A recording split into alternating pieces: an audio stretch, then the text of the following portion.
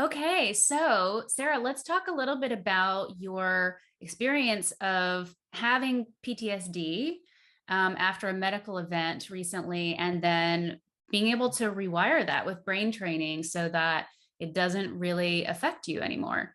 Can you tell us a little bit about just briefly what you went through that caused the PTSD in the first place?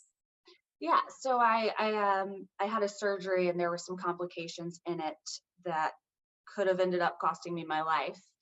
And from there on out, I experienced a lot of, ruminating thoughts and anxiety, lots of trouble sleeping, and just the PTSD was felt like it was always with me. That experience was kind of following me everywhere. Mhm. Um, a sort of, I guess, haunting might be the correct word for that. Mhm. Um, and it wasn't until that we did do some of the brain retraining that I kind of got some relief there and was able to sort of move forward with my life. Yeah. Okay. So when you started doing the brain training, tell us what that was like for you. Like, how did you find the process? Were you surprised about how fast it was or how well it worked? Yeah, I was definitely a little bit hesitant because sometimes parts of it feel a little bit silly.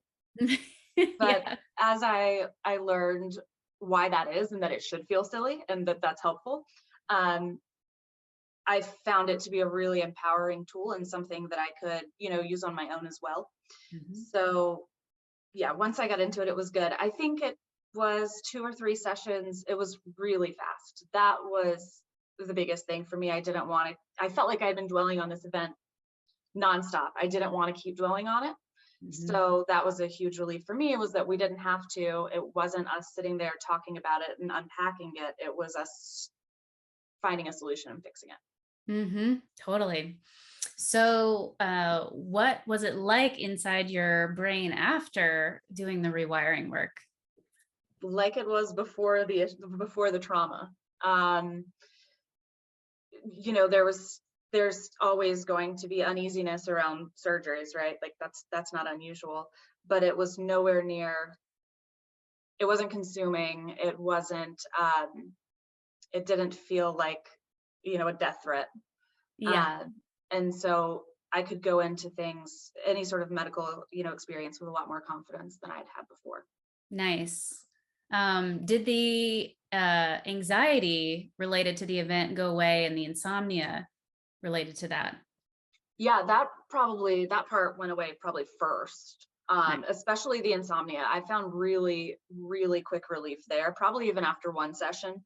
The Nice. insomnia was like the first thing to get back, which was wonderful because, of course, you're anxious if you haven't slept. And Yeah, so once I was able to go to sleep and sleep well again, and we had, another session, then yes, I could chip away at the anxiety. cool.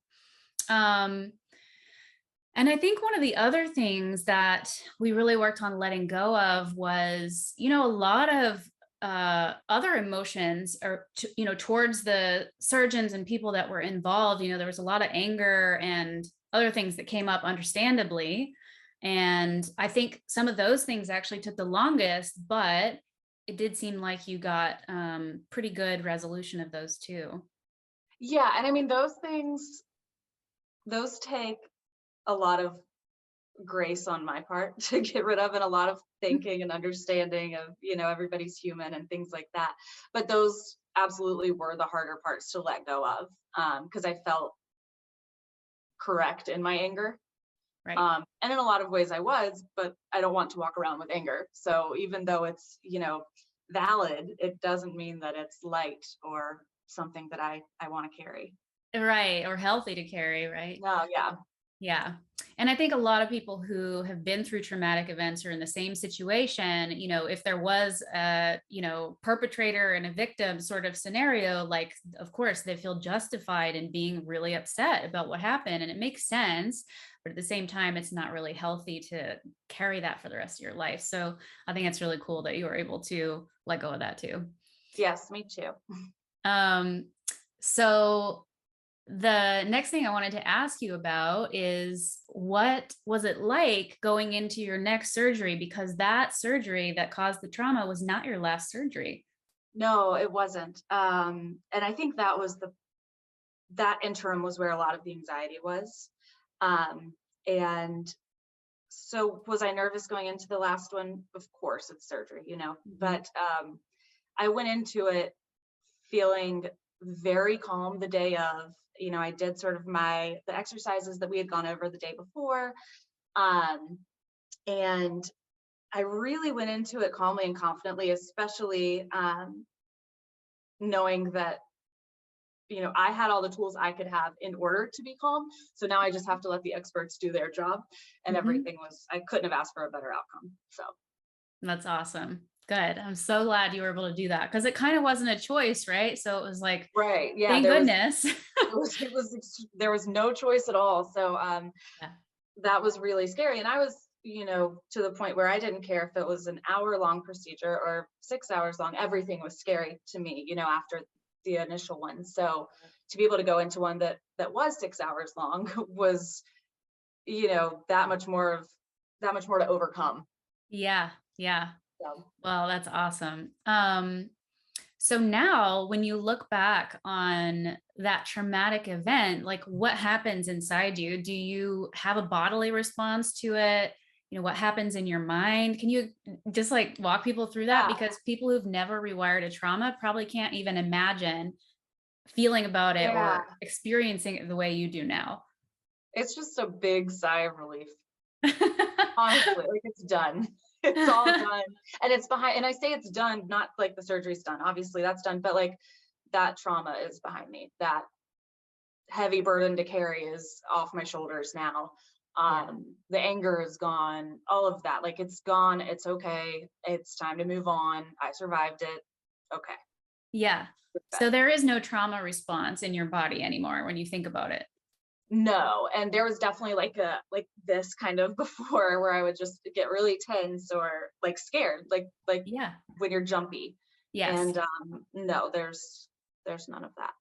That's awesome. Yeah. Yes. I think so many people would love to hear that that is even a possibility and have no idea that it is a reality Right. for that people can feel that way about their traumas. And quickly. That's a Yeah. huge thing. Yep. Like, we're all busy, and I mean, you have to make time for yourself and for your healing and everything, but it's much easier to make time for yourself when it's only, a couple hours. Yeah. And it's not going to go on forever, right? It's not a couple hours Right. every week for the rest of your life. Exactly. Yeah. Yes. I don't think anybody today really has that much time or wants to give that much time to it. No, no. Okay, great. Well, is there anything else you want to tell us about that experience or what, other people you think other people might want to know that need that? Even if you feel like your trauma is too big for this, it's worth a try. Just give it a try. I think I felt that way for sure. I felt like what's the point?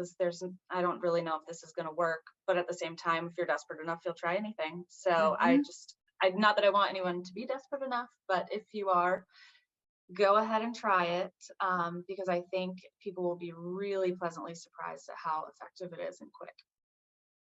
Awesome. Well, thank you for sharing that with Yeah, everybody. thank you.